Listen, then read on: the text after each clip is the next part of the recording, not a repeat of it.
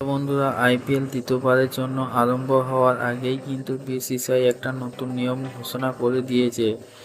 আন্তর্জাতিক স্তরে 3-4টি ম্যাচ একসঙ্গে পড়ে যাওয়ার কারণে কিন্তু বিসিসিআই একটা চরম বিপদের মধ্যে পড়ে গেছে।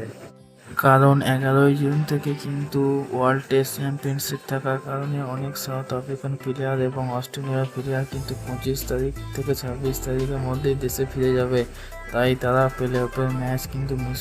এবং ইংল্যান্ডের সাথে ওয়েস্ট ইন্ডিজের যে ওয়ানডে এবং টি-20 সিরিজ আছে, তার কারণে কিন্তু অনেক ইংল্যান্ডের প্লেয়ার এবং ওয়েস্ট ইন্ডিজের প্লেয়ার প্লে অফের ম্যাচ মিস করবে।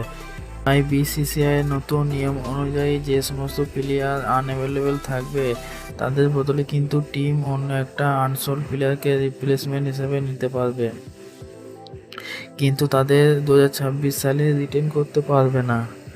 এই নিয়মের জন্যই কিন্তু দিল্লি ক্যাপিটালস জেক ফ্রেশার ম্যাকগ্রাথের বদলে কিন্তু বাংলাদেশের পেসার মুস্তাফিজুর রহমানকে কিন্তু বেছে নিয়েছে রিপ্লেসমেন্ট হিসাবে।